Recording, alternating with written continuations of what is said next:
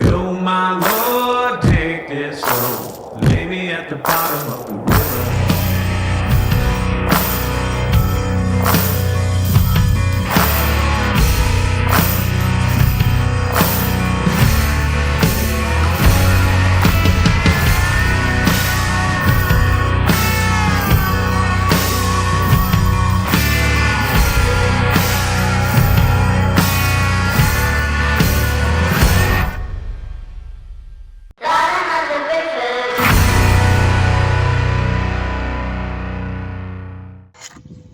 Wouldn't you know it, this morning it looks like I've got fish that want to breed. Gonna clean this out first, and then I'm gonna spawn them in this bucket. You definitely want to make sure there's not a lot of dirt in here because it's gonna hinder the eggs from sticking to the surface. And you really want the eggs to stick to this thing. It's gonna make your life a lot easier going forward. Obviously, I'm not gonna spawn the fish eggs on the bucket's rim, but, you know, might as well, right? Start, not put the eggs there, I mean, wipe it down. A little bit more. Really should have done this beforehand. There we go. Water in the bucket. Let's see if I can find that female. This is one of them that I think it might be. Oh, yeah. We got a bunch of eggs, She has a little sister in here. I'm gonna see if she's also willing to breed. Well, I mean, yes and no. Hormones are gonna do what hormones are gonna do. Right? The fish doesn't exactly decide, now my hormones are gonna work. It is external conditions that activate the fish's hormones. Now, of course, you can manipulate these outside factors. A little bit difficult on the outside. Right, what do we have? No, this little oranda doesn't want to do anything. This one will never make eggs because it's a male. No, she's not ready to go. Then it's just her little sister. I've got the perfect male for her. Just have to find him. Well, how on earth am I getting outclassed by a ranchu? I have a calico ranchu? I completely forgot this guy existed. All right, well, we might as well put him in there. Here's another little boy. I want my big boy, though. He has the genes I'm looking for. I don't want to use one of the smaller males on the smaller females. I want to try and boost my genetics a little bit. Hey, got him. This is the one I'm looking for. Not a overly big ranchu, but it's the best I got. Up we go. I'm just going to seed the water a little bit with the male. This little girl might produce a lot of eggs, she might not. Then we go in a second time. He's running out of seed, but this is why we have other boys. Now, normally, you don't want to use as much water as I did. I used that much to try and get better footage. I must say, I'm a little bit disappointed. Really expected a lot more eggs out of her. But it is a very small fish. They can produce more, though. Now, I like to leave the eggs for about an hour or so, and then I'll do a water change. That's why you want the eggs to stick to the bottom, so that you can just chuck that water out and pour fresh water in. Definitely want to be careful though, because if that fresh water comes in too fast, it can dislodge eggs. Now it does look like one of my Wakin wants to breed as well. Let's get started. Don't want to use a lot of water.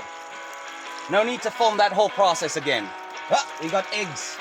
And this is one of my proper Japanese Wakin. Pure blood. Wakin goldfish are something else.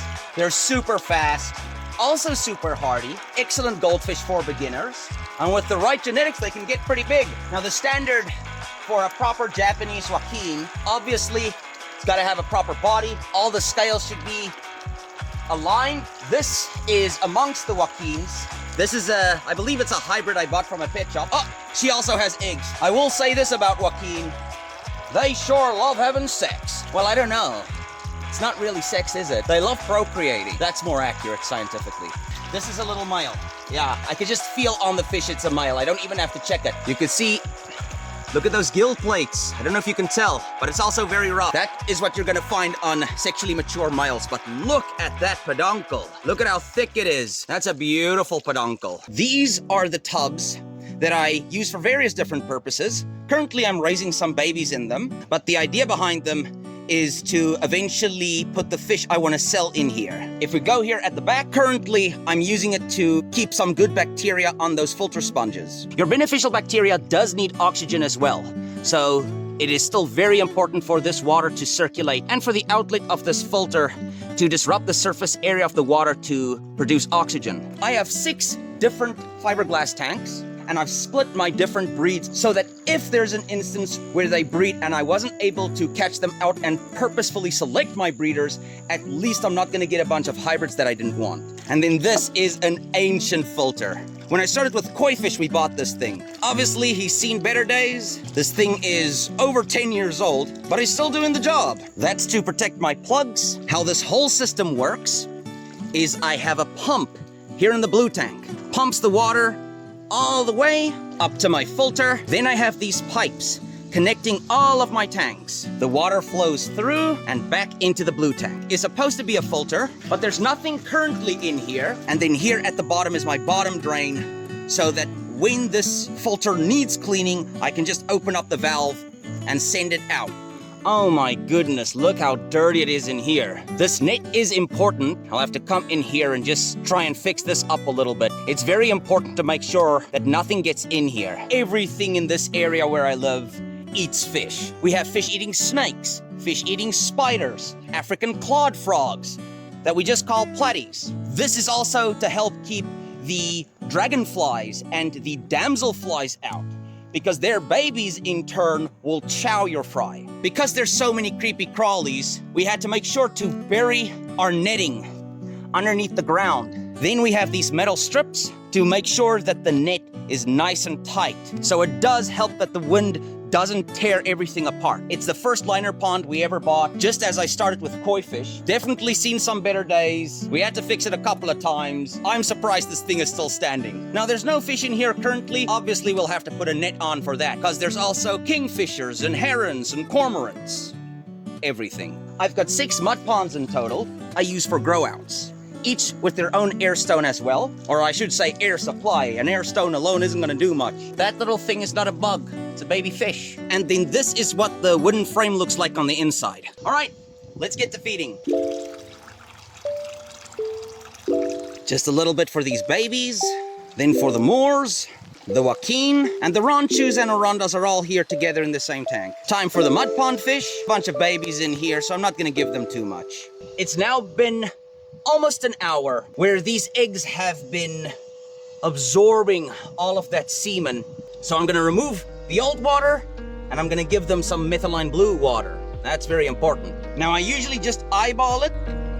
I do prefer to give them a stronger dousing or dip, I guess that's the better word, to make sure that the eggs are nice and inoculated so that they don't get a fungus. All right, the job is done. Now, I just gotta wait 3 to 4 days, and I should have some baby goldfish. Unless the eggs die, that also sometimes happens.